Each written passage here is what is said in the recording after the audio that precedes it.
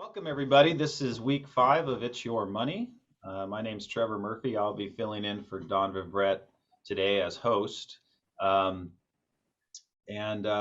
today our topic is medical care planning. It is a very important part of your financial planning, and you'll understand why during the presentation. We have our sponsor today is the Susan G. Komen Foundation. They've been sponsoring for a few years, and we've had some wonderful partnerships with them in getting their mission and their word out. They have sent us a video that I'm going to play, and so I'm going to share my screen and get that up there. Hang on, that's not it.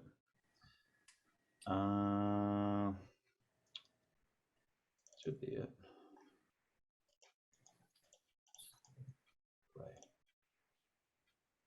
Okay. Why can't you open it? Okay. Let me try a different way. I apologize.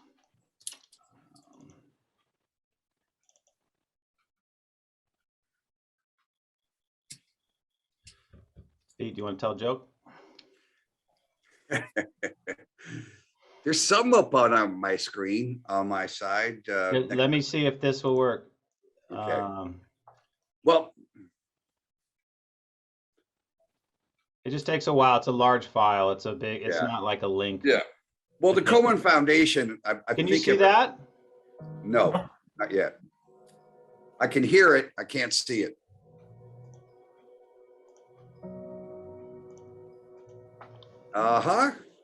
Here we go. Okay. Woo.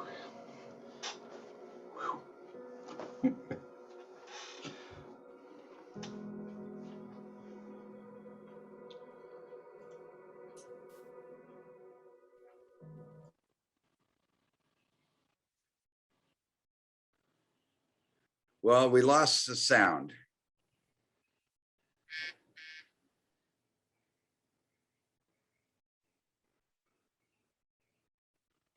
I'm Dr. Rima Batra. You can't hear that? I can hear it now. Okay. California. Hi, my name is Christelle Watkins. I'm a breast cancer advocate, and I'm about. Now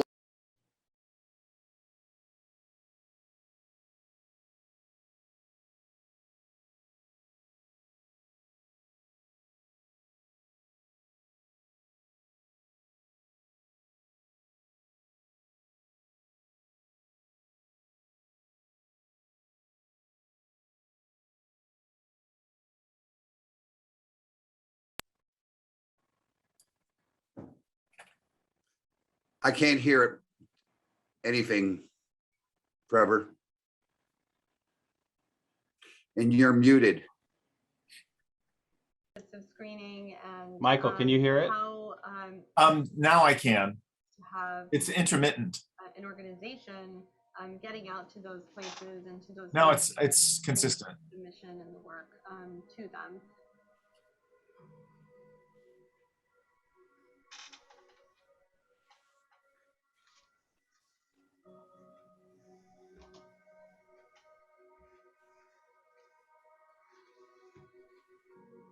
Komen has helped me in 2 ways. Number one, when I started, I just wanted to give back. So the first way that Komen helped me was it gave me a way, a catalyst, a venue to make a difference. And so because of the work that we did is specific, it's targeted, it helped me make a difference. But also, as I was going through getting my checkups and appointments, my doctor found a lump. It was scary. And I called Komen, and they helped me immediately. They gave me the name of a hospital and a doctor, and the next day I saw a breast surgeon and an oncologist, top care. I went on with my treatment, and I'm fine, and I'm going to be fine.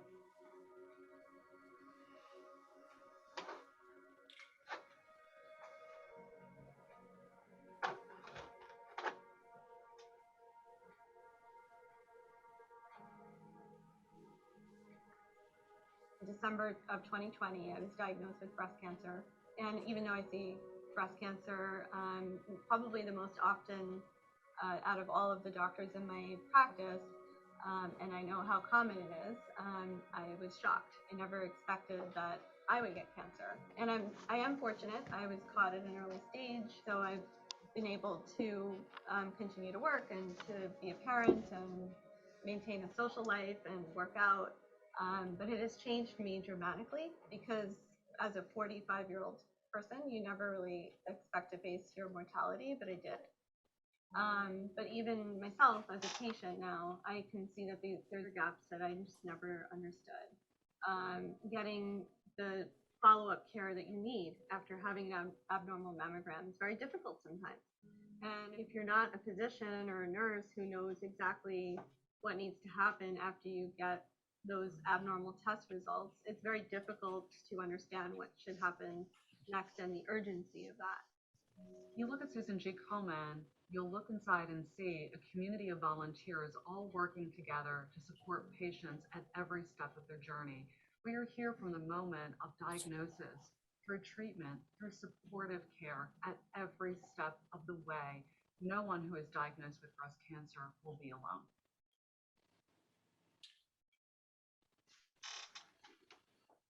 You know, the last words of that clip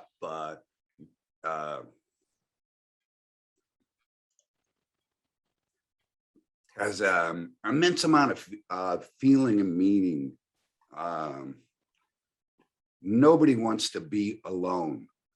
So when you talk about charitable organizations, Arthritis, Heart, Susan B. Komen, it's all about what your ailment is, putting money. It takes money to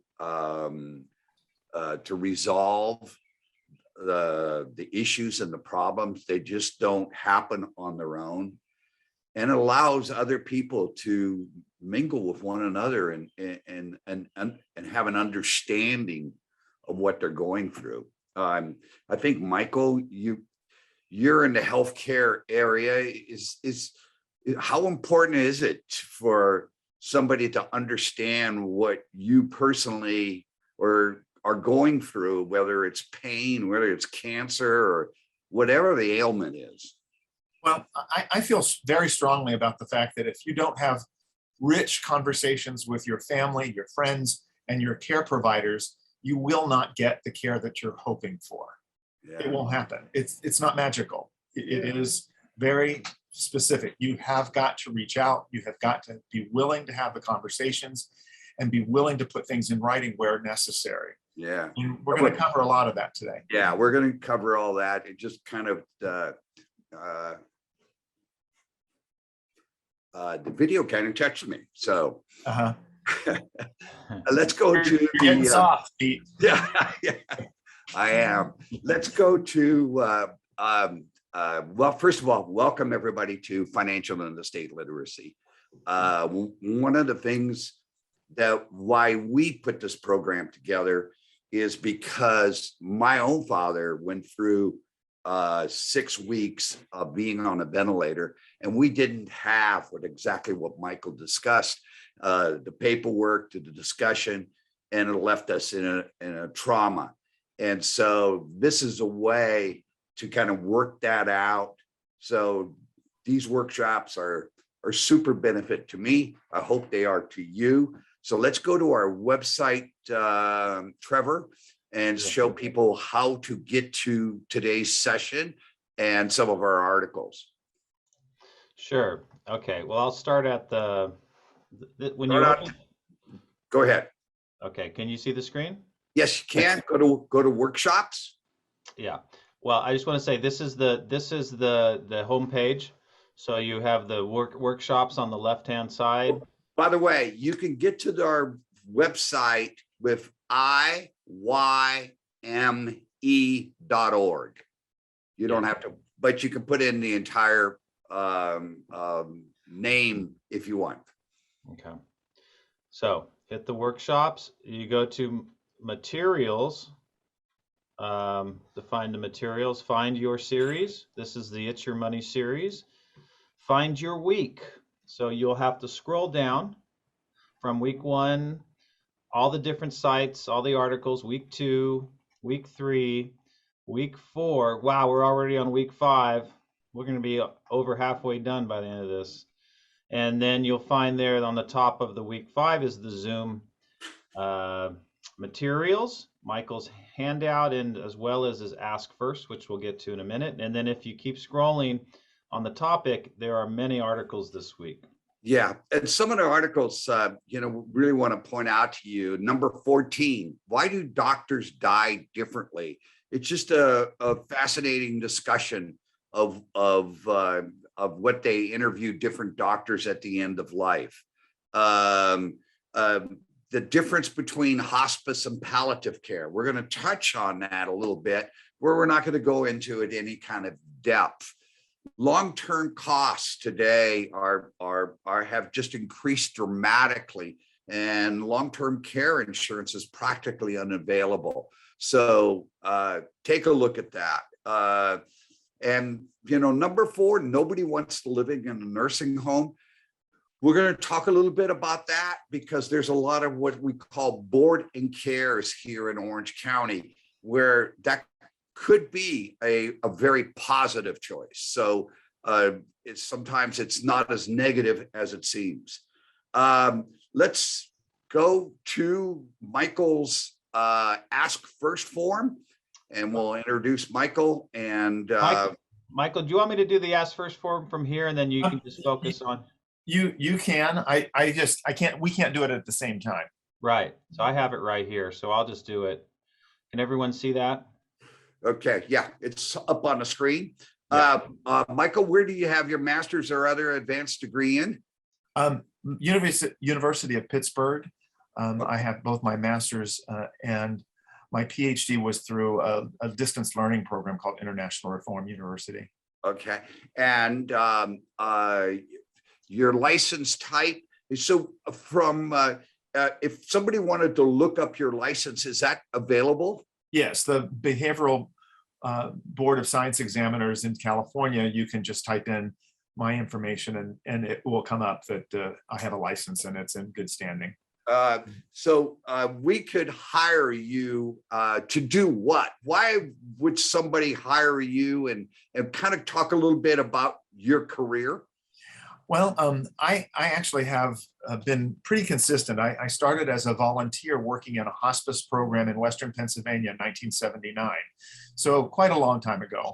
I've continued to work in what I would classify as hospice and palliative medicine, and continue to do so today. But a lot of what I am doing is helping people navigate this last chapter of their lives. Sometimes it's a short chapter, sometimes it's war and peace. But regardless of how long or short this chapter is, it's very important that you actually have taken the time, had a conversation with your physician and your other healthcare providers that matter, and as well as your family members. And I can help facilitate that. One of the things that I do as a social worker care manager is really facilitate what I would call interventions. And an intervention in my line of thinking is really to sit down and have the very difficult conversation and get things done. Once you've had the difficult conversation, you've got things done, you don't have to keep revisiting it. You don't have to keep torturing yourself with the conversation, but it's something that you've at least accomplished some of the basics, which is choosing someone who can make decisions for you, putting in the goals of your care, what you want to achieve out of whatever treatment that you get. And also so that you can choose to have things or not have things done to you. Okay. All that's very important. Trevor, could you scroll down just a little bit? How do you charge for your fees? I generally will charge a flat fee for an initial assessment and meeting. Sometimes it's just just that meeting and then a couple of follow-ups, but it's really to get people connected to the information that they need in order to make decisions about that chapter of their life. Family members. Give me an approximate, give me an idea as to what that charge would be. It's going to be between $200 and $300. Okay. If I'm only spending a very short time, I'll make it certainly reasonable for people. Sometimes people just need to have a little support to get through that process, and it can be very simple. And then if you were on an hourly basis, what would that be? $150. $150 an hour. Yes. By the way, this career of yours is fairly new. Talk a little bit about that, how new it is, and is there any associations, or are there other people like you in the community? Yeah. Yes, there are. There's a website called the Aging Life Care Professional website, and basically, Aging Life Care is the what it used to be called as the Geriatric Care Managers website. But Aging Life Care Professionals are folks who work with seniors primarily on the issues that I've been talking about. And as you can see on your screen, you've got the Aging Life Care Association there. There's also another organization that I happen to be a commissioner on, and that's the Commission for Case Management Certification. I am responsible for 60,000 board certified case managers in terms of education and ongoing support. But you can find a case manager on either of these websites. And I personally think that you're probably going to find someone who can work with you locally on the Aging Life Care Association website. That's where you will be able to find somebody who's in your local area and be able to pick up the phone and call them. Yeah, so you can go to this website, aginglifecare.org, and just put your zip code, and it'll populate, because I assume, Michael, that you wouldn't want someone in Pittsburgh doing this if you live in Orange County. Well, that would be correct. But here's one thing that happens is that you'll actually have adult children who live in Pittsburgh contacting a care manager locally to be able to provide services. There you are.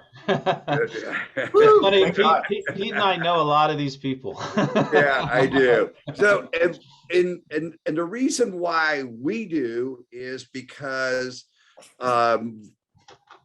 when we serve in the capacity as an agent for other people's healthcare, we're not the brain specialist. We're not the cardiologist specialist. We don't operate in that world.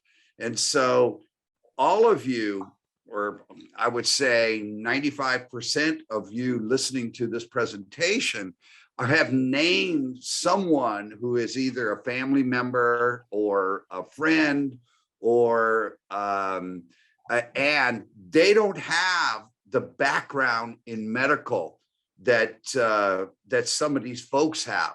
And so we use individuals such as Michael all the time to help us get through the maze as to what is going on. And to me, they're one of the most valuable professionals in the community, because they help you through that little struggle of a period to be at peace with whether you have cancer, whether you're just dying of old age, or death is, by the way, Michael, you wrote the book on death.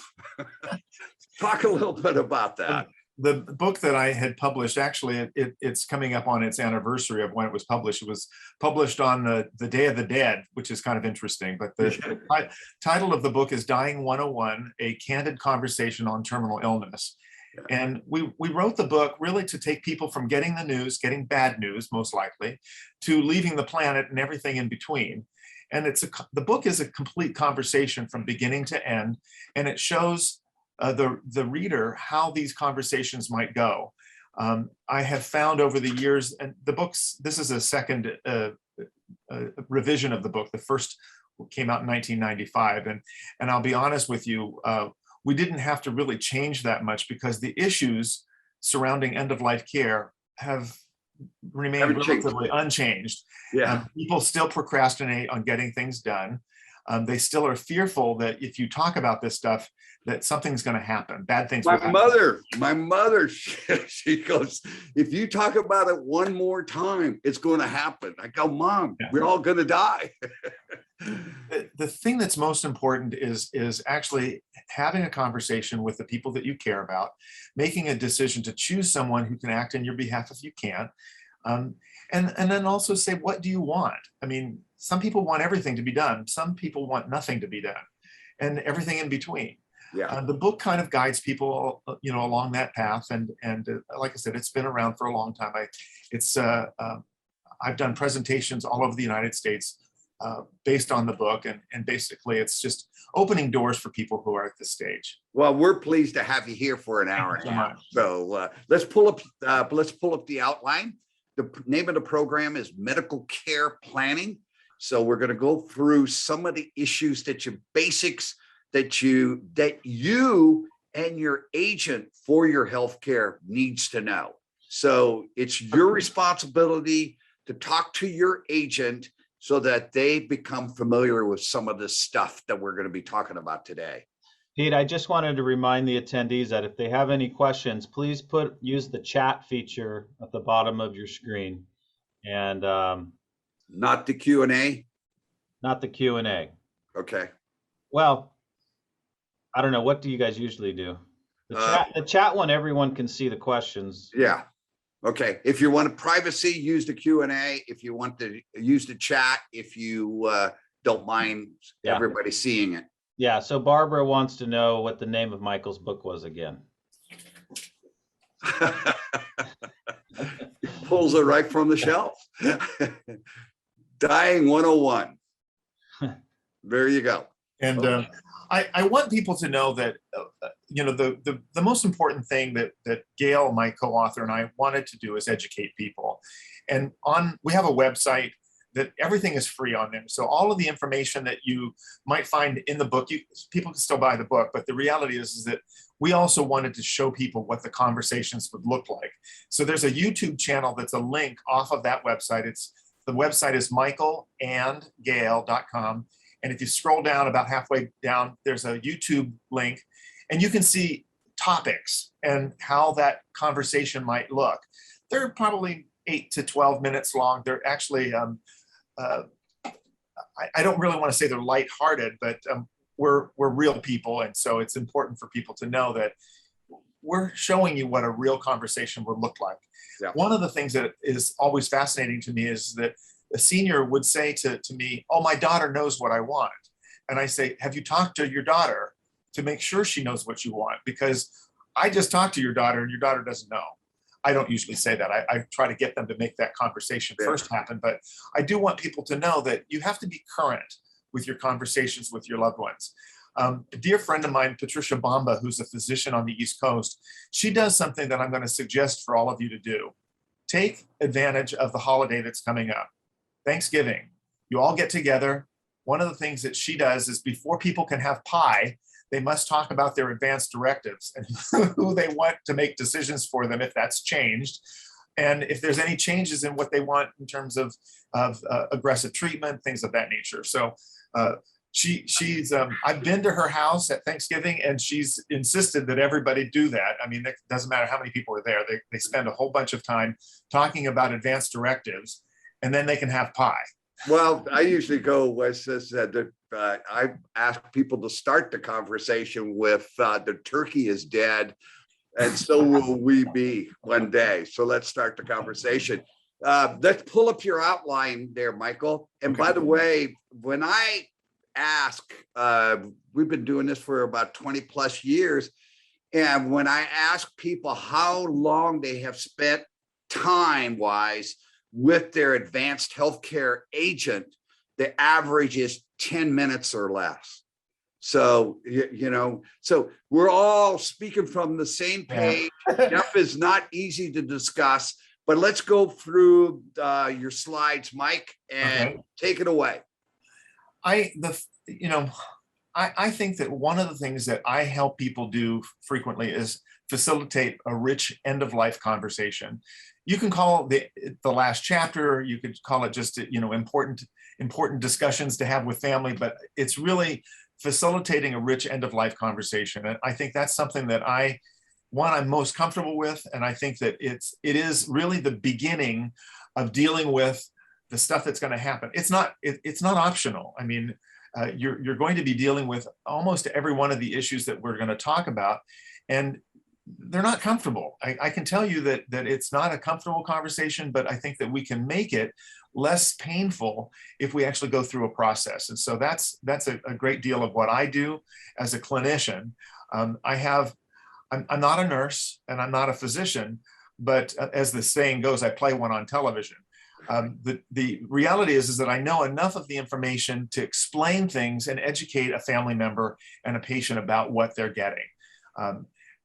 In terms of aggressive treatment and how these conversations might go. It's something that I've been doing for a long time. Let's go to the next slide there, Michael. Okay, a care manager, I call myself a social work care manager. We have various backgrounds, different diverse qualifications, education, and experience. Most are nurses, but social workers actually were the original case managers. Some of them are gerontologists, so people who are in the Aging Life Care Association website, a lot of them will have specific experience in with seniors. So they're not focused on children. They're focused on advanced age adults, seasoned citizens, as you might say. A lot of their experience is knowledge about aging and disability and serious illness. They're very good at informing you on community resources. And they're also a problem solver who can anticipate and respond to challenges of aging and related concerns. And that's something that I always tell families that I'm working with. It's just really a matter of time that some of these things begin to happen. And so we need to prepare. You need to tell us how you want us to proceed whenever some of these things come up. Let's go on. Next slide. What do?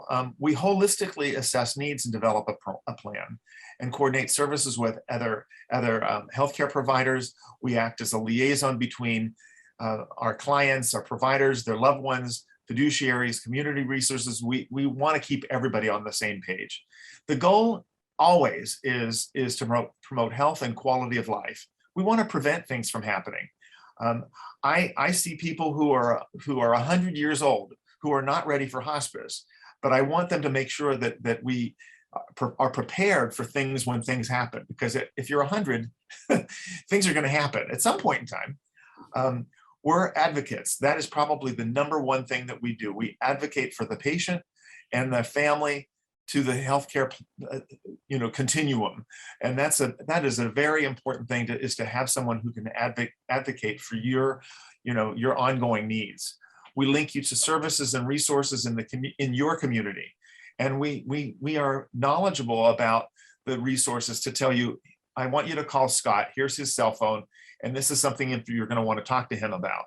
That's how I do it. I want people to feel empowered to take on the responsibility to do some of these things. One of the primary resources in the community here is the Council on Aging. So look up if you need any kind of Medicare, long-term care, ombudsman, any questions on some of the medical stuff having to do with aging. The Council on Aging in Santa Ana is absolutely excellent.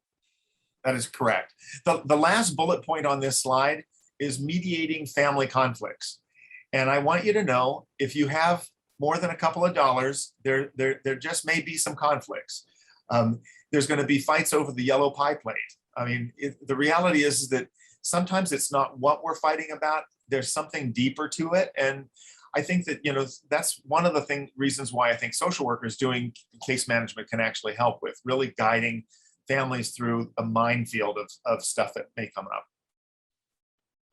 We already showed you, Trevor showed you the Aging Life Care Association, where you can find an expert in this area, somebody that actually is in your town that you can pick up the phone and call. And by the way, they're very moderate in cost. Cost of dying is somewhere between 3 and 5% of your net worth. So this is just a very small portion of your total cost. I recommend highly, whoever you name, make sure that they have this resource. Absolutely. You can spend hundreds and hundreds of dollars on other types of professionals, but I do believe, and thank you so much, Pete, is that you're going to get the best bang for your buck with an aging life care professional. We're going to talk a little bit about levels of care. I always tell patients and families that when they're new to the decline, somebody's been healthy for a long time, there's not any problems, and then boom, they end up in the acute care hospital for something that could be serious or could be developing into something serious. Acute care is hospital care. From a Medicare standpoint, Medicare pays for hospitalization. The next section is, and you're going to be in acute care for a short period of time. Once they stabilize you, their goal is to get you out of the hospital quickly. Sending you off to rehab if you have a hip replacement, or if you had a stroke, something like that. The goal is really to get you out within a number of days of the initial incident occurring. It's the rare situation where people are in the acute care hospital for weeks or months. And it has to be acute. What does acute mean? It means that the care cannot be provided in any other setting. It can't be provided at home, in a skilled nursing facility. It is acute. If you didn't get the care there, you would die. Okay. And then on Medicare, if you just have Medicare insurance, which most of us have after the age of 65, they require you to stay in the hospital 3 days plus one to get skilled care. And what is skilled care? Skilled care is going to a nursing facility to receive rehabilitation services primarily. You could go there for wound care or IVs or IV antibiotics, things of that nature, but it's something that is going to require a registered nurse to provide the care. Now, one of the things that people often hear is 3 hours. You have to be able to tolerate 3 hours of therapy, because if you can't tolerate 3 hours of therapy, and you have no other reasons for being there, like you don't IVs or wounds or something like that, they're going to want to boot you out. You're under Medicare. I'll just speak to Medicare at this point in time. You get the first 20 days that's paid for 100%. The problem is that sometimes people need care beyond 20 days. So day 21, if you're still in the nursing facility, you're going to have a deductible. And that deductible is often 20%. And you may be able to forego that if you have a supplement that covers that, or if you have a Medicare Advantage plan where it's covering that as well. But the cost of care really starts ratcheting up. People think acute care is expensive. Well, I can tell you that long-term care is very expensive. And if you don't meet criteria anymore, you're going to be paying an awful lot of money. I kind of alluded to that is it's called custodial care. Custodial care is something that people eventually come to in the nursing facility, where they're no longer improving from a rehabilitation standpoint, or they're improving so slowly that Medicare doesn't see that the person has met the criteria for the care that Medicare would provide at that point. Before you go on, Michael, right now, if you go into the hospital, is your primary care physician in charge of you? Well, it depends. The primary care physician is actually a dinosaur. They're very nice dinosaurs, but usually these are people that you have been involved with them for decades, not a couple of years, decades. And I'm sure that Pete and Trevor, we know who those dinosaurs are out there. I could mention names, but I won't. These are people who have not turned over the responsibility of hospital stays of their patients to hospitalists. And so it's highly probable, I would say 90% of the time, 90% of, yeah, we didn't even plan for that, but 90% of the time, you're going to see somebody who doesn't know who you are. Yeah. And the reason that is that important is that you need an advocate. You need somebody who knows you. Right. And COVID has made this extremely difficult, because you're trying to get across information to a person who has never seen your family member, or you, if it's you, and they're going to be guiding you through a maze of decisions that you may not be prepared to have that conversation with that particular physician. You may not feel a comfort level. You may not trust them. You may think, well, what's his agenda or her agenda? A lot of times their agenda, they're often working for a health plan that says, get them out quicker. Yeah. You know, There's built-in Yeah. conflicts.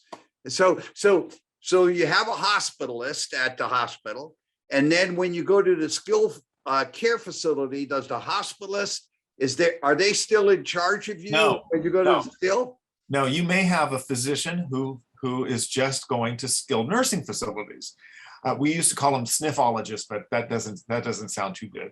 But they're oftentimes, and this will get you even more so, they may not even be a physician, they may be a nurse practitioner. Now, I personally think that nurse practitioners do a very good job, but at the end of the day, you may not be seen by a physician on a regular basis. And they may be turfing that out to a nurse practitioner. Yeah. All of these people, they care about providing good care and making sure that people have access to care. But at the same time, you have to understand they also have a fiduciary responsibility to whoever's paying their salary. And so that they've got to move people along that are appropriate to move along. So if it's time for you to move to the next level of care, they'll know it, and so will you, because they will start to pressure you to be moved to the next level of care. Yeah, and usually what that happens, it's in the 17th, 18th, 19th day. So, again, you need an advocate who, if you're ready to move on, that's wonderful. Yeah. If you're not ready to move on, you need to have a conversation with the doctor, with the staff, and sit down with them and talk about why you're not ready to move on. Yeah. One of the things that I always found fascinating is how many people actually miraculously got better on day 20. Yes. Wow. Oh my God, it's a miracle. But the thing of it is, Michael, when do most people leave the hospital? On Fridays. Yes, on Friday.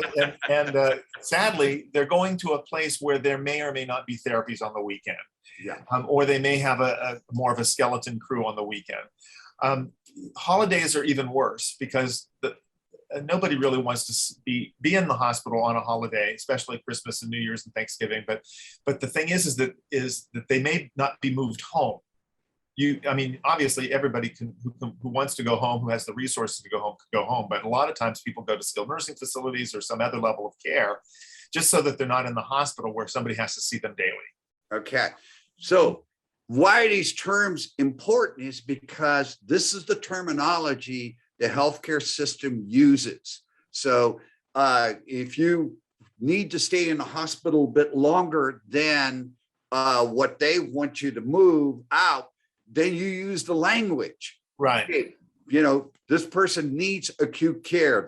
They can't ambulate. They cannot get out of the bed. They're high risk of falling. Right. They need additional tests. They need a blood transfusion.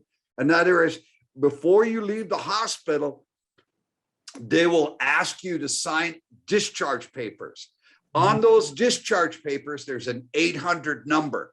If you feel that they're getting you out of the hospital too quickly, you can call that 800 number and a neutral third agency will review your case and then give you a decision. The good news about that is a lot of times it'll give you an extra 24 hours. Yeah, I think Pete, you bring up a very good point because those folks are really advocates for the truth. So they're going to want to find out really what's going on. So they will pull records. They will have all that facts to them. They will take their time in terms of making a judgment on that, because what they're going to come back and say that they agree with the family that the person is too soon, or no, this person's discharge is appropriate, and they'll get adequate care where they're going to. So, for example, I just had a situation real recently where the skilled nursing facility was ready to take the patient. However, their insurance hadn't made the agreement yet. So the patient was kind of stuck in the middle as to, I want to go to this particular skilled nursing facility, but the insurance company hasn't said yes yet, and the hospital wants to release the person. Yeah. So, luckily, Mission Hospital actually allowed the person to stay an extra day or two until we got to transfer the patient over to the skilled nursing facility. But it wouldn't have happened unless there was somebody like myself who is an advocate. One of the individuals in the hospital that you're going to interact with, you may interact with them only by phone, you may interact with them in person, and that's a case manager. And they're going to, they've got a dual responsibility. They are paid for by the hospital to move people through the system. But at the same time, they also have to, because if they're a certified case manager, they also have to be thinking about, are they advocating appropriately for this particular individual? Because all that stuff is reportable. You don't want to be the case manager that is always sending people out who get sick and end up bouncing back. That the truth is that we as case managers and care managers want people to get better. We want them to get good care, and we want them to move along the system. So what does ADL mean in custodial care? First with ADLs, ADL stands for activity. Do you have a slide on that, Mike? I do. Let's go to it. I do. We got to put it down here, a couple of down. There we go. ADL stands for activities of daily living. And that's this is not paid for by Medicare, correct? Right. Well, that is correct. The fact is that if what you need is bathing, dressing, toileting, the ability to be continent, transferring and ambulation and eating, those are all things that when we look at someone going into skilled nursing or custodial, any kind of custodial care, is what is the level of care that's going to be provided by aid level person? Because if you require, I'll just say this out there, if you're a very heavy person, you are 300 pounds, the facility is probably going to charge differently because they're going to have a harder time caring for you. People often don't realize that everybody's looking at what kind of activities of daily living that they can perform, and is there a percentage of assistance that they need from another person.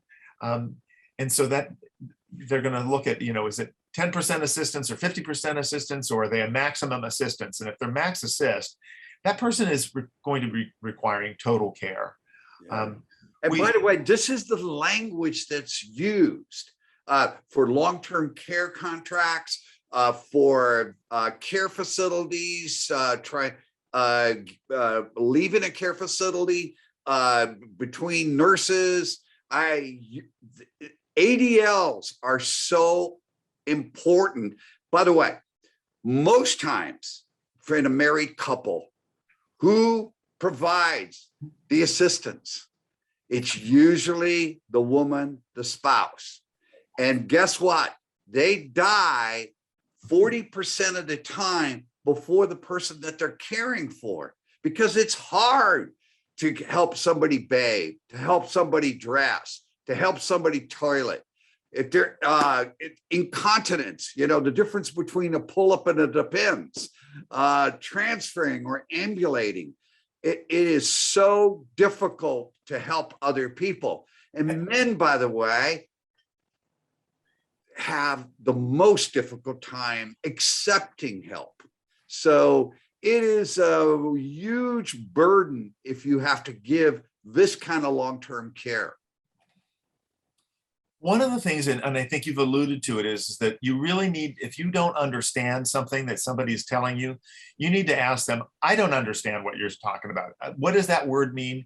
Help me to understand why my family member must move at this point in time. Explain these things. You're not trying to be obstinate or difficult. You just don't understand.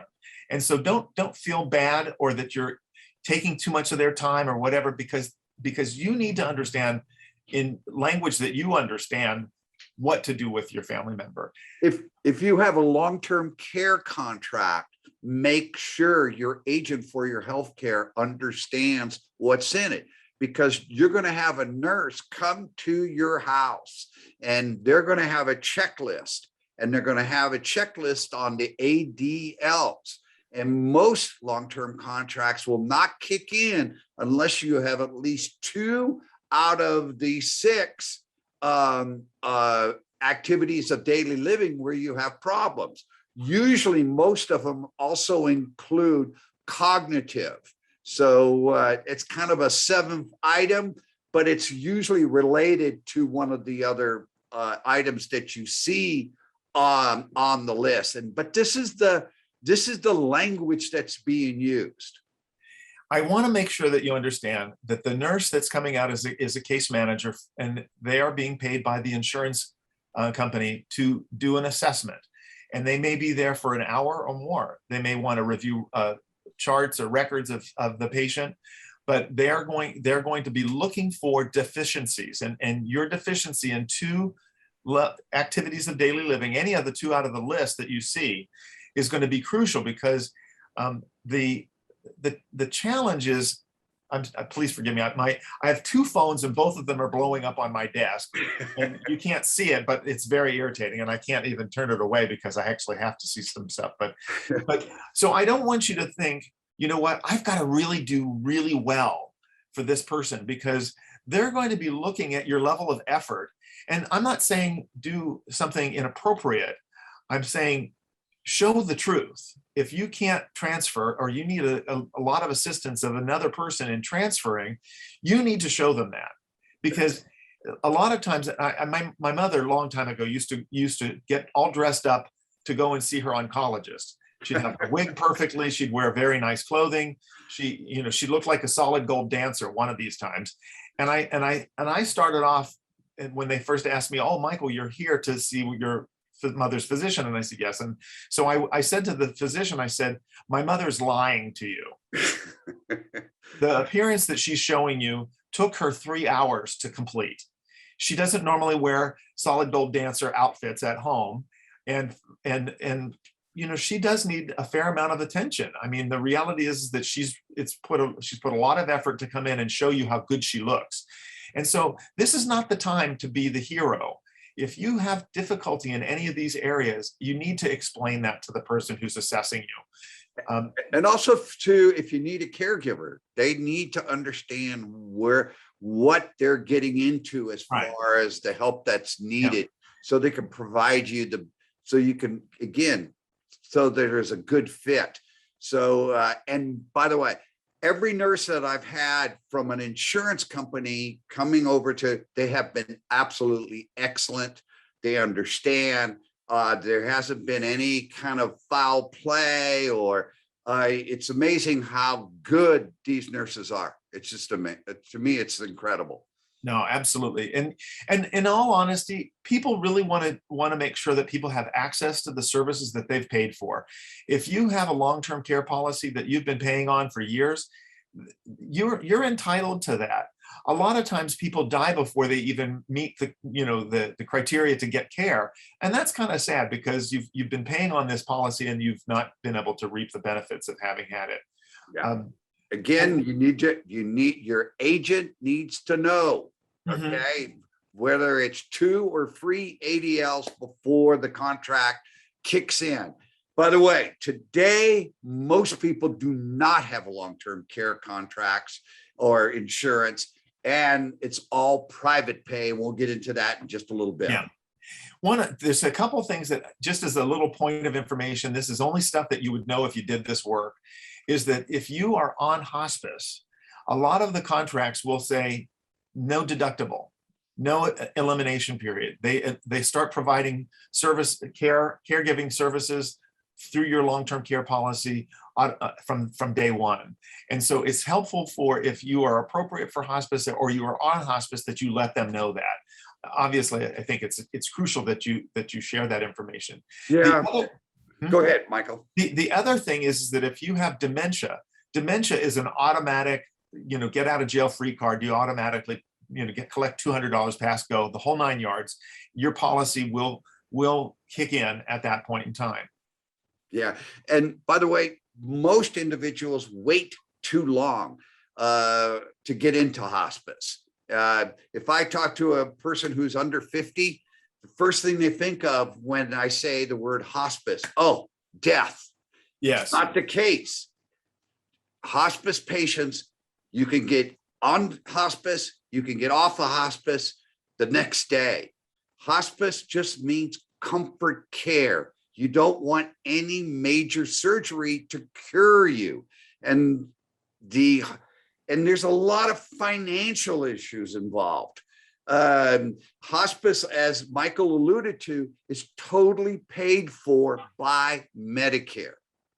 There's no deductibles, there's no co-insurance. Everything is covered 100%. And it's just a wonderful program. But what I'm seeing is that if they don't have a professional involved, it's that people get on hospice 2 or 3 days before they die, or a week. They should have been on hospice 2 to 3 months prior. And by the way, 20% of hospice patients live 5 or more years. So it's not like you're going to die. It's just that sometimes the pressure is off. Yeah. To cure yourself. I always tell people it's about quality of life. It's about quality of life while we're waiting for other things to happen. I'll tell you a little secret. Hospice programs really don't want you to die faster. And do you know why? Because they get paid per diem. As long as you're on service, they're going to be paid for the care that they're providing. So there's no incentive for them to facilitate or move things along. I've had families who've said, hospice just wants you to die. But that's not really the case. I mean, it's never the case. We're not. Exactly. They align keeping you alive with the financial incentives. It's one of the few areas. Absolutely. And their focus really truly is on quality of life and improving that for you. And a lot of times somebody asked a question about cognitive ability and dementia. It's not listed on the ADLs, but many times in contracts, it is listed. So it's kind of like a number 7, or if you're demented, you're going to have trouble eating. You're going to have trouble dressing.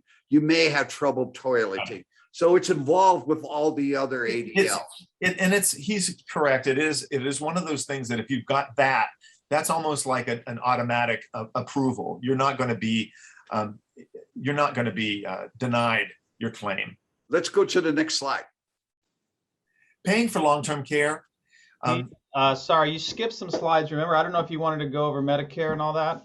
Backwards. Part A, Part B, all that. Michael, why don't you go through it quickly? I'll go very quickly here.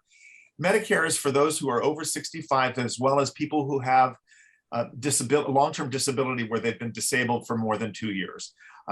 Some of those are folks who have ALS or end-stage renal disease or some other issue where they've become disabled and they are collecting Social Security for 2 years. Once you have done that, you are eligible for Medicare. Medicare Part A is hospitalization, skilled nursing, hospice, and home health, skilled home health. One of the things that's important to note is you cannot have Medicare pay for hospitalization and hospice at the same time. They won't pay for skilled nursing and hospice at the same time. So if you go into a facility on hospice, a skilled nursing facility on hospice, you are going to be paying for room and board. So you're going to be paying for the bed. Hospice will be paid for by Medicare, but a lot of times the cost of the facility is excessive from your ability to pay that. You may qualify for Medi-Cal, which would pay for long-term care in a skilled nursing facility, and then hospice would be paid for by Medicare. And most times, if you're under hospice care, it's mostly at home. Absolutely. Yeah. Part B is doctor services, outpatient care, tests and supplies and equipment, things of that nature. Part C are the Medicare Advantage plans. So an organization like SCAN, they take your Medicare dollars from the government and they basically provide you all these extra services. And they're often highly managed. You're going to see doctors that they want you to see. You're going to go to facilities that they're contracted with, and you're going to have benefits that are going to be in line with what they provide. Oftentimes it's different than what Medicare, if it's a standalone, would be providing. Part D is the prescription benefits, and it's provided by a private insurance company. So So right now we have open enrollment period. Mhm. So people are now trying to figure out whether or not to stay with their plan or maybe move. One of the reasons why you may want to change is one is prescription drugs. Every single insurance company pays pays a little bit different on co-pays on different drugs. So all agents who sell healthcare insurance are paid exactly the same, no matter what insurance company they go with. So keep that in mind. So finding a good agent is one that'll take a look at 2 or 3 of them to see which prescription drugs you're taking, which insurance company pays the most. Yeah. 2 is, I just found this out just recently. If you have a major stroke, let's say you're with Kaiser, now you want to change to a PPO because you're in the open enrollment period. You will not be able to do that because you're still basing your health insurance on how healthy you are. So you can change to other HMOs, but you can't move up to a PPO. That's correct. The one benefit for people who are relatively healthy and choosing a Medicare Advantage plan is it's going to be a lot less expensive for them. If you've got, chronic conditions, long-term problems, it's probably not a good idea, but you would want to have a conversation about what does this look like if I choose this versus, staying on Medicare with a supplement. It's very, very important that you do this with someone who's knowledgeable. You're knowledgeable and you're healthy. Okay, Yeah. This is not the time to figure this out when you are told you have cancer or when, some other type of disease. This is important stuff to know. And again, have your agent for your healthcare involved with you. Absolutely. Absolutely. Because they're going to be guiding you when you can't speak. And even whenever you can speak, but you don't make sense. So at that point in time, you're really going to need to have somebody who's up to speed on these things. One of the questions is, why is Part C desirable if A, B, and D are working for me? An Advantage plan, they basically cover some things that are not covered by traditional Medicare. So eye doctors and dental appointments and things of that nature may be covered under Part C, a Medicare Advantage program. They may provide transportation, and there's a lot of little things that sometimes matter to people that would be valuable to pursue that. Okay. I just had a recent case, Michael, where the Covington and Freedom Village would not take Part C, but would take straight Medicare. Yeah. So it's, it's complicated. It's very complicated because the Medicare Advantage plans are ones that are contracted with skilled nursing facilities, and you have to go to a contracted facility. If they're not contracted, because the rates are going to be different. Going in as a straight Medicare patient is going to be very lucrative for a skilled nursing facility. And that's one of the issues today. For example, we just, in the last, I think, 2 years, Providence has taken over the St. Joe's medical system. What the hospitals are trying to do is trying to get bigger so that they have more power to negotiate contracts with the insurance companies. And that's what's kind of happening today. Yeah. And so things are in a turmoil. You just don't want to get lost in this turmoil. I'm sorry, someone real quick. So in your example of not being able to change from Kaiser to a PPO during open enrollment, was that only because the person had a stroke, or if? Yes, they weren't healthy. They weren't healthy. You have to be healthy enough to be in, just like any kind of health insurance. Yeah, you have to qualify for the health insurance to change. You can't just change because you're over 65. Yes, exactly correct. Yeah. Which is news to me. I thought it was that you could, but that's not the case. One of the things that this is a nice segue, HICAP, which is Health Insurance Counseling and Advocacy Program through the Council on Aging, can actually help you navigate some of these issues with respect to Medicare. Their 800 number is listed here, 800-434-0222. They're a program that has been in existence since I've lived here in Orange County, so about 35 years, and it's a very good program in terms of providing excellent information and helping you advocate for yourself. Yeah, and there was a question about somebody under 65 years and under. I'm 72, and all my clients are over 65. Yeah. So I really do not know the rules. I do. I mean, I switched from a PPO to an HMO to a Kaiser last year. But like Pete said, I still had to apply and be accepted. Okay. But you can switch during the open enrollment period. Okay. Yeah, lots to learn. I mean, this is not you can't go in. We're not living in Kansas, okay? I mean, we got 3 million people here in Orange County, and you got major insurance companies, lots of hospitals, lots of skilled care facilities, and these are many of them are for-profit institutions. So you have to learn how to navigate the system, and it's just like you don't draft your own wills, you don't draft your own trust. Get specialists out there to help you depending on your situation. It's money spent wisely. Let's go through some more slides. Go back to where we were before. Paying for long-term care. Yeah. This is, I think, a very good slide because it really takes reality into play. You can self-insure. This is someone who has the resources, and you've got to think about what kind of resources that you need to have in order to be comfortable with a serious health condition. I'm going to tell you this: no one has enough. No one does, and it's unfortunate because even if you do have enough, eventually you will not have enough because it will.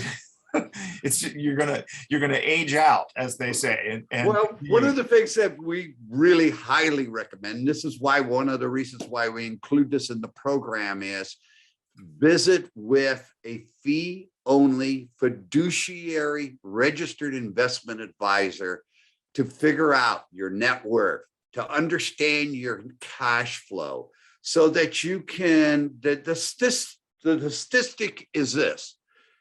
If you're 85, I mean, this is average. It doesn't apply to anybody, but this is the average. If you're 85, the likelihood of you needing long-term care for 3 or more of the likelihood is that you will need long-term care for 3 years or less. That's average. We don't know if that applies to you, but use that as a kind of a rule of thumb to see what would 3 years cost me. Well, if you use today's dollars, I would say on average between $100,000 to $150,000 a year. So have somewhere in the back of your mind, whether it's equity in your home, to have $300,000 to $600,000 in the event that you need long-term care. Most of us, by the way, many of us are going to die in our sleep. Okay, not all of us are going to need long-term care. We may need some assistance, but remember, there's very few people who profit from us if we don't fear something, okay? So have a realistic assessment from both your medical and your financial if you're going to self-insure. Most of us, as the second point says, die before you need long-term care assistance. Well, that is true, but I think what I want to probably just make clear is that a lot of people want to die in their sleep. Not a lot of people do. 10% of the population dies quickly. The rest of us die somewhat of a longer process. Why is that, Michael? Is that because of the medical institutions can keep us alive I think forever that's, and a day? yeah, that certainly is part of it. And we are not ready for death until we're ready for death. And I think that has to do with a lot with really understanding, what kind of quality of life am I going to expect at that point in my life? And I think it's a very realistic conversation to sit down with your children, your adult children, and maybe your adult grandchildren to look at an option of maybe moving in with them. Yeah, it was so funny. I met with somebody the other day, and I suggested the possibility of that they live with their children. And she goes, "I'd rather die first than move in with my children."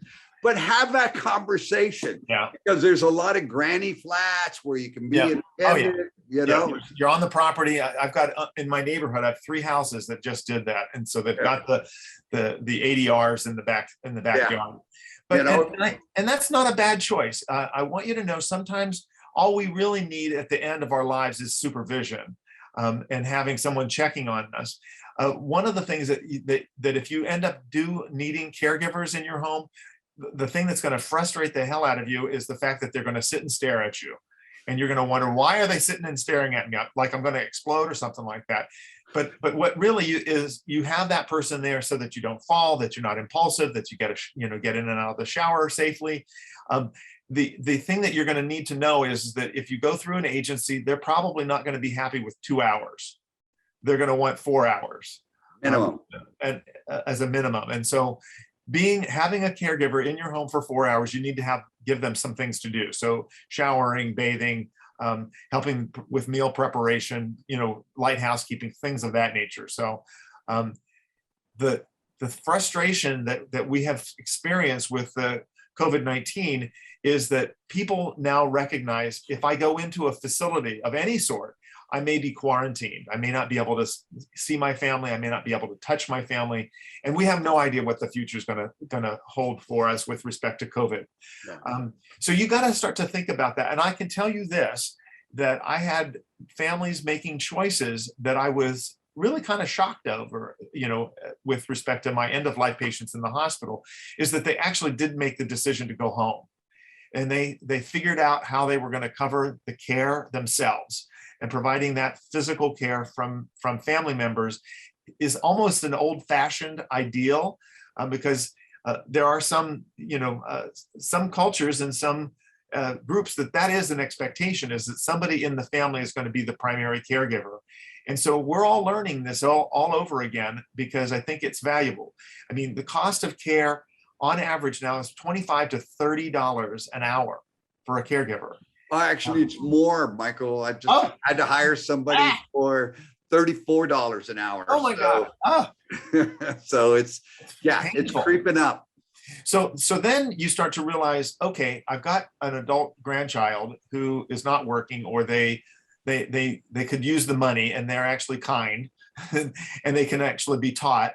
Those folks would do it for a lot less, obviously, because it's family member. If you're going to pay a family member for your long-term care, or you're going to leave more monies to them because they're caring for you, please put it on paper, have a family discussion, because after your death, it's going to create a lot of conflicts. And the individuals who haven't been caring don't understand how difficult it is. Correct. So yeah, absolutely. The last one on the list, I'm going to just skip over the cost to insurance companies, but the last one on the list is applying for government benefits. People, doing some financial planning at the very end, whenever you absolutely need it, is not the time to do it. It is just not the time to start to think about how do you qualify for Medi-Cal. And remember, qualifying for Medi-Cal is most likely people who are wanting to go into a long-term care facility or skilled nursing facility, because that's the only place that Medicare would pay for it. They're not going to pay for it in assisted living or a residential care facility. That's all private pay. So if you think that you might qualify for Medi-Cal at some point in time, you're going to have to do some of that planning in advance. Yes, It's a little longer timeline than if someone has just a, they end up with a stroke in the hospital yesterday. It's not You're gonna, you're not going to qualify for Medi-Cal within 30 days. no. So- They can do emergency Medi-Cal services in the hospitals, but that's usually so that the hospital gets paid. It's still going to be a challenge to get into a skilled nursing facility as Medi-Cal pending. You're not really appealing to them. They're going to say, oh, if we can get a Medicare patient in, and they're going to pay us a lot more than the Medi-Cal would pay. Yeah, if you have a long-term care insurance policy, make sure that your agent for your healthcare understands that policy. The Council on Aging has a wonderful program called HICAP. So they'll sit down with you, go through your contract with you, and tell you what it's about. Most individuals do not understand their long-term care contract, because you need to understand your ADLs. You need to understand your elimination period, and make sure you don't get rid of it, because that policy today is kind of like gold. Yeah. Let's go to the next slide. Let's go to the next slide. Let's go to the next slide. Oh, go back one slide. The commercial on TV, Aflac, the duck. Please do not buy specific disease policies. It's like a gamble. How am I going to die? We're all going to die, but if you got a specific disease policy, that death certificate better say you died from that specific disease. It's overpriced, and just get a policy to cover any disease. It's a beautiful commercial, but if you like Aflac, become a stockholder. Don't buy their insurance. Okay, let's go to let's move on. There is no more California partnership policies. All insurance companies have withdrawn from that program. So let's go to the next slide. And let's go to the next slide. Medi-Cal. Look at the word. What does it provide? Custodial care. See where that word is so important? Do you know the number? It's probably larger than what I'm going to say, but do you know the value of caregiving provided by family members? So unpaid caregiving provided by family members. Do I know what that number is? The dollar amount is $250 billion. Now, one of the reasons why I say that is because a lot of times people think that the government is at some point in time going to pay for care in a residential care facility or care in the home or things like that. And it's just, they're never going to pay enough. You can, if you qualify for Medi-Cal, you may qualify for in-home supportive services. It's also because you have limited income, but it's going to be based upon the number of hours of care that you need. A lot of times family members are the paid person for in-home supportive services. It's really a challenge when you're on Medi-Cal, because you are literally, you've got to fit all the boxes whenever you need the care that you need. Yeah, but it excludes home, it excludes your vehicle, it excludes your burial plan. So if you want to die and get buried in a Jaguar with doves coming out of the grave, you still qualify. Your home can be worth $1 to $2 million today, although they're trying to get it down to $750,000, and you can have a few dollars available to you. Please avoid workshops that label themselves, we can get you Medi-Cal qualified. It's insurance related. You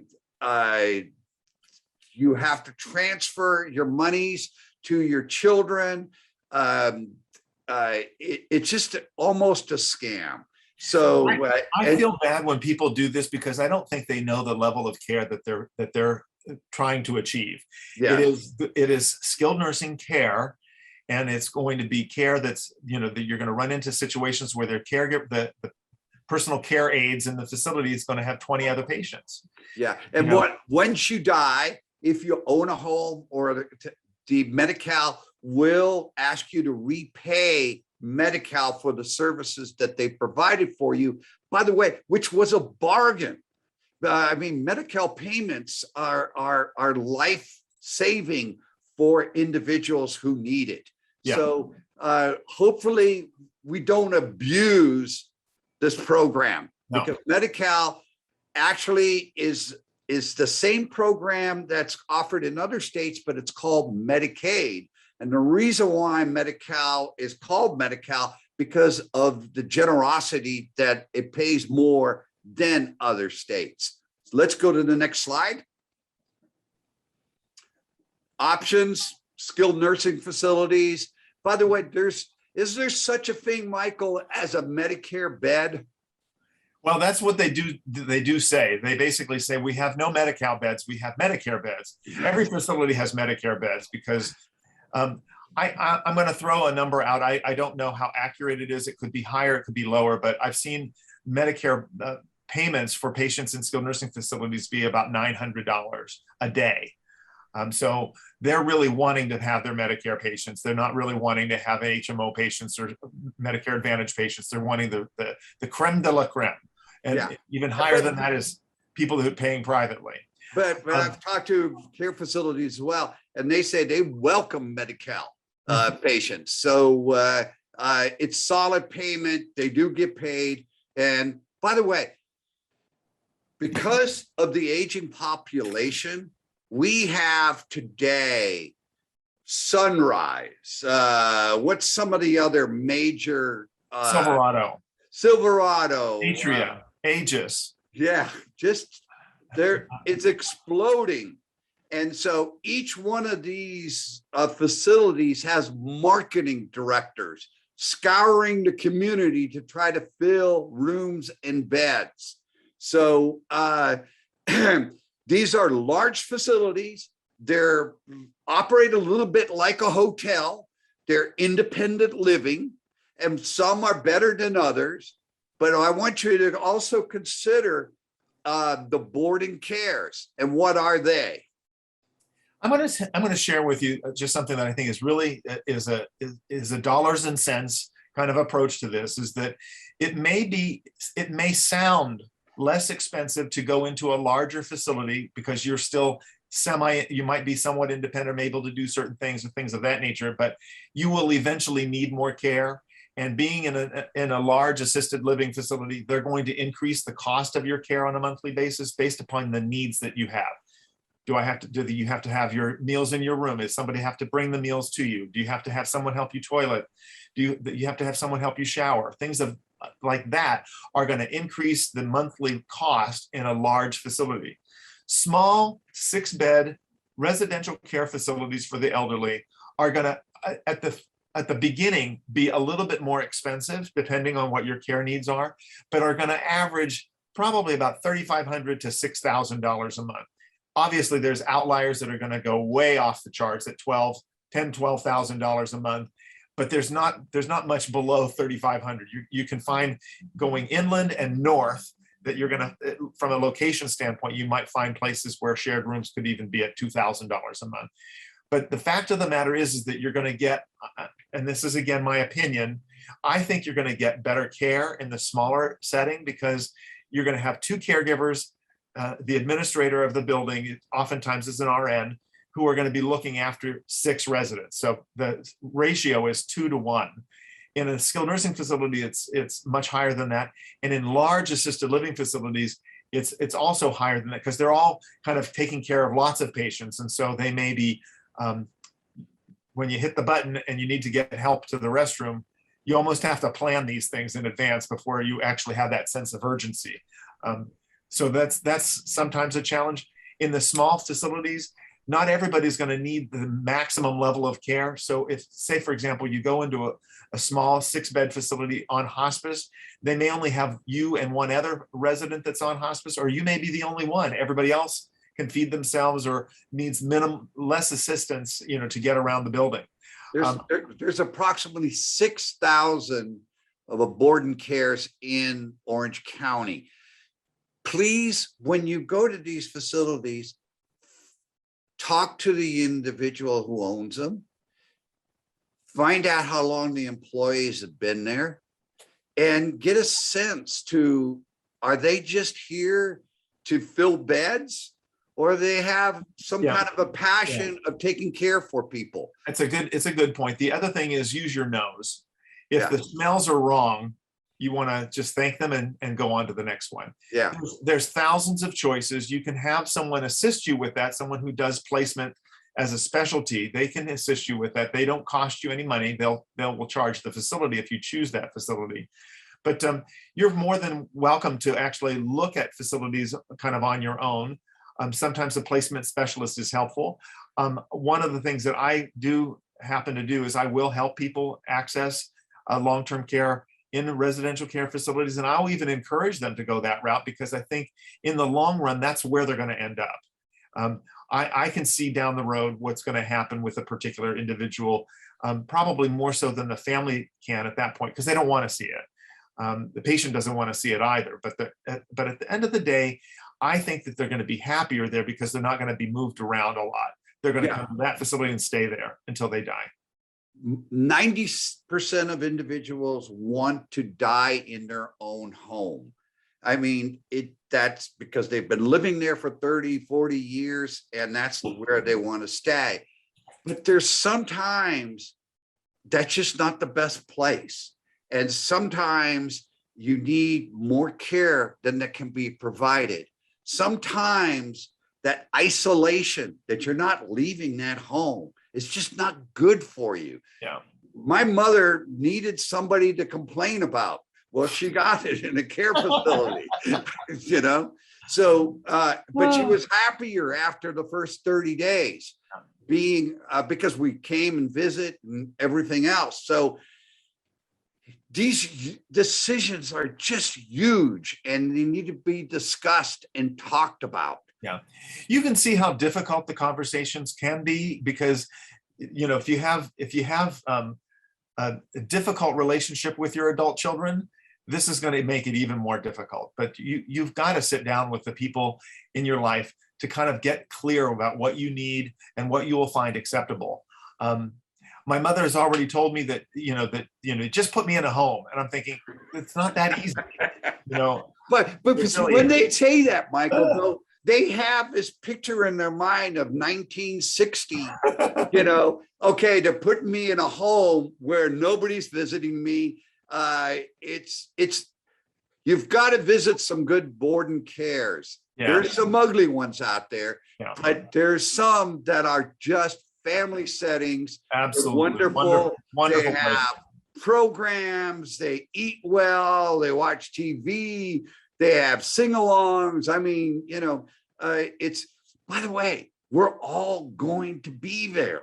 I mean, this is not, we're all going to die. We're all going to get more frail. We're all going to need some kind of an assistance. Some of us are just going to need a little bit more than others. So we're all in the same boat. It's just that we don't talk about it. Yeah. Let's go to the next one. Guys, there's about 5 more minutes. Oh my this God. is perfect. I use this booklet a lot. It's called Your Way, and it's available on From Help. And it talks about, it gets you going on the conversation and allows you to record your conversation through simple multiple choice, quick, short answers. And it's not a legal document. It just gets that conversation that Michael was talking about as to what is important to you. What do you want to die at home? How do you want your family and friends to come over? Do you like music? Do you want somebody to hold your hand? I had a fellow who was a Marine, and I thought the question was, do you want me to hold your hand? And I kind of wanted to skip over that question. And he broke down in tears and he said, yeah, I need you to hold my hand. So I would have never known that if it wasn't for this booklet. It also goes through hospice care, palliative care, and understand the difference. It goes through, who do you want me to call when you're sick? Who do you don't want me to call when you're sick? Probably more important. Yeah. And it just, you put it with your advanced healthcare directive, and it's not a legal document, and you have a right to change your mind. Let's go to the next document. That's the POLST. What is it, Michael? Because I know you were part of drafting this. I was involved as a board member in Sacramento on the development of POLST for California. And POLST is something that, and I'm going to just put it out there for you, is the surprise question that we ask physicians in completing the POLST is, do you think that your patient would die in the next 18 months? And if the answer is yes, if the answer is no, would you be surprised? If the answer is no, then that person is appropriate to complete a POLST. If you're just going into a skilled nursing facility with a broken hip and you're going for rehab, you're not appropriate to have a POLST completed. Advanced care planning is very important, and it starts with the conversations between you and your family, and make the initial conversation really is, who do you want to care for you? Who do you want to act in your behalf? Who do you want to make those decisions that are difficult if you can't make them? And it's important to put it in writing. Advanced healthcare directives are the primary focus of an advanced healthcare directive is identifying the person who can make choices for you and decisions for you if you cannot. Yeah. That's the legal authority. Exactly, and it is a legal document. The differences between an advanced healthcare directive and POLST is that POLST is for seriously ill, frail at any age. It's specific orders for current treatment and can be signed by the decision maker. So your family member who's acting in your behalf can complete this. In an advanced healthcare directive, it names that person. So it's important to have both documents, but the most crucial one in my estimation is really the advanced healthcare directive, because that's always going to be important, because if you end up in an emergency room situation, that document shown to a physician is going to carry a lot of weight. If you have a POLST, even more so, but not everybody has completed a POLST, everybody should have an advanced healthcare directive. Absolutely. 25% of Americans have recorded their medical wishes in a legal document. Probably most of the people on this call, I'd say most of you have not, because that's just the statistic. My job is really about getting people to have conversations. Yes. The more conversations you have about this stuff, the better you're going to feel about it. Sometimes these are sad conversations. It's okay. Break out the box of Kleenex. You're going to be fine. But I recommend a bottle of wine, Michael. And an apple pie. People often say, I don't want to think about it. It's morbid, it's depressing. They think that they have to involve an attorney. You can involve an attorney, but you don't have to. I'm not at that age. Well, who is? This past 2 years with COVID, I've had too many patients younger than me die. And I can tell you, it's awful. Some people think it costs too much. An advanced healthcare directive, California Medical Association one is $10, or you get one free on Google. This is a document that if you go into a hospital, this one's obvious is going to be one that they will give to you for free. No cost. The POLST is a pink document, and it is also something that they're going to help you do that in a hospital if they feel like it's necessary. The person who's likely to help you complete that is a palliative medicine specialist, and I know that we're running out of time. I kind of knew that with both Pete and I. We are both verbose. But at the end of the day, these are extremely important things for you to do. Because why plan is because 50% of you are not going to be able to make your own healthcare decisions. You're going to get to that point where you cannot make a decision because you don't have the capacity. The default is to treat aggressively, even if it's not desired. If your family member doesn't know what you want, you're going to get everything, unless the physician decides that getting everything is not in your best interest. So someone else is going to decide for you if you choose not to decide. If you say, I don't want to worry about that, someone else is going to worry about that. I'm the one that's going to have the conversation with your adult children that's going to be uncomfortable, because they're going to say, I don't know, I never talked to them about that. I hate hearing that, because at the end of the day, we really want to do what the patient wants and what's realistic. Yes. Yeah. That's the POLST. You Mhm. you can download that. So review it. Again, it's not for individuals that are, healthy. It's for individuals who had 18 months or a year. So that's the Pulse agreement. There's another link on here for specific advanced healthcare directive forms by state. Okay. Hope is not a plan. When the plan is unclear, the default is to treat aggressively. Family may be left with uncertainty and stress, guilt or depression, financial concerns, and the ICU nightmare. There's lots of tools. These are things available from lots of organizations out there that are willing to help you make the effort to have a conversation, a good conversation. It is so important to appoint a decision maker. And I do apologize racing through these final slides, but I want you to know you have access to them on the website. The documents that you use, hospital social services are almost always going to be the one that'll bring these documents to you. And they're going to almost always in the hospital, they're going to give it to you for free. Who do you choose as your agent? Someone who you trust to make the decisions you want, someone who's familiar with your values and willing and able. It's not always a great idea to have somebody who lives across the country. Sometimes it's not the best to have a spouse. It's almost always not best to have a spouse, because if something happens to both of you or the other person gets sick, then you need to have somebody in place. You don't even have to have it be a family member. I want you to know sometimes family members are not the person to do it. A close friend who might be, your bestie, and they know your wishes, and they can actually help deal with the children's issues. It does not have to be your closest family members. You have to tell people who you've chosen, and the person that's going to complain about that. So you just want to get that in front of that person real quick, that they are not it. But I want you to know, once you have completed this, the peace of mind that you will achieve after having solved this one particular problem is immeasurable. Okay.